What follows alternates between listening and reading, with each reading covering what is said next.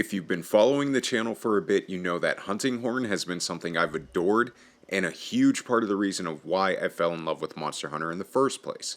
Since then I've been playing all of the weapons, but when it comes down to it, hunting horn is always going to be the weapon I feel most comfortable with. With Rise and Sunbreak, it was a bit of a departure from what I enjoyed about the weapon, so I was a bit apprehensive when it came to what Wild's hunting horn would be. If you want to skip the meat and potatoes of the video and want me to summarize how I feel about Wild's horn, I can basically give you that in one sentence. I'm in love. There's so many things to gush about with Wild's horn, and probably plenty of things I still need to discover. I've never cared to be a numbers guy or know the most optimal combo path, but I know how much fun this weapon is, and there's plenty here for both sides of the coin. Starting off, I want to talk about echo bubbles and just how awesome they are. You can place down 3 of these bad boys at a time, and my god, do they take up such a huge amount of space. You could constantly turn the space you're fighting the monster into an arena of knockouts and shockwaves.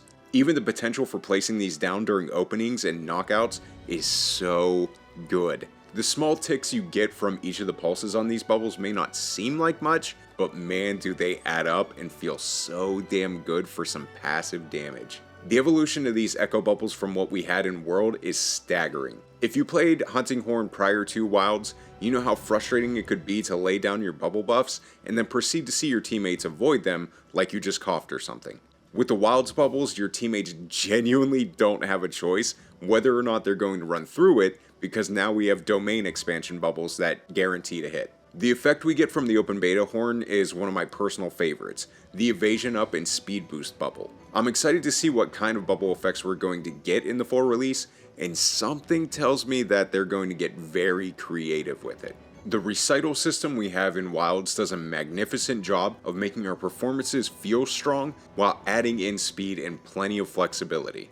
I know a lot of people's complaints with World Horn was that they couldn't play songs and were constantly getting interrupted by monsters, and while this was still very much a skill issue, those same people will be happy to know that duting out buffs will be faster and help make up for that issue. Not only are the performances themselves quicker, but the encores you perform are also much faster and snappy. There's so many changes to the Recital System that are fantastic, but one of the hidden gems for me is the fact that you can actually take a neutral recital and morph it into a forward recital position.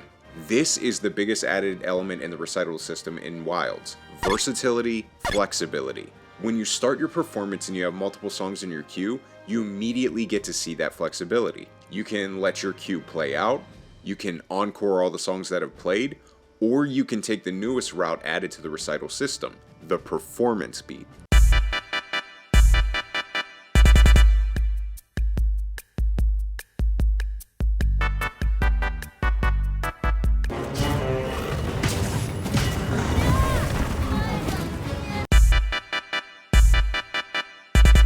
When you have a list of songs queued up in between playing them, you can sneak in a cheeky hit and score some extra damage to the monster.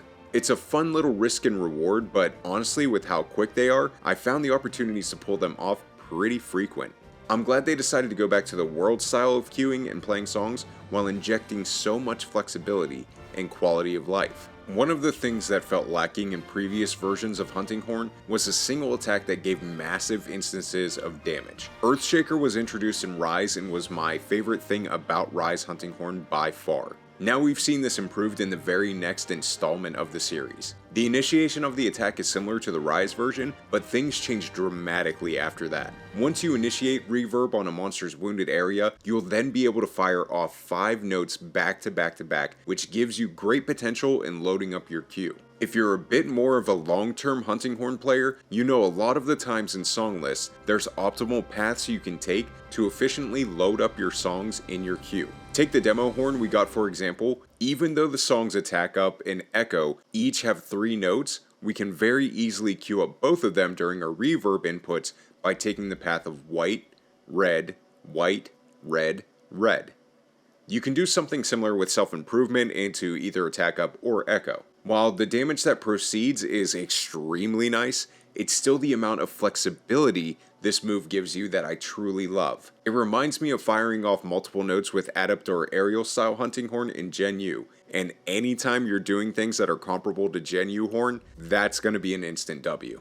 Special performances are something that will still be a bit of a mystery, seeing as how we only have access to one instance of it. With that being said, the concept itself is still absolutely incredible and will give even more of an opportunity for horns to feel different. Special performances are songs we can queue up and they stay queued until we use them. In the beta we got the special performance Offset Melody. Offset Melody is pretty neat, and when you crash up against a monster slamming down a powerful attack, it's definitely satisfying. It took me a minute to get used to the timing and realize you can actually hold the move for a bit, but once that happened, it was much easier to pull off some pretty gratifying counters and opening up some windows for punishment. Just like I said with the echo bubbles and their potential effects, I know Capcom is going to get creative with these special performances. If you think back to the Hunting Horn trailer, I wouldn't be shocked if this move right here ends up being one of the potential special performances, and I very much look forward to it. There's so many things to talk about with Wild's Hunting Horn and why it's incredible,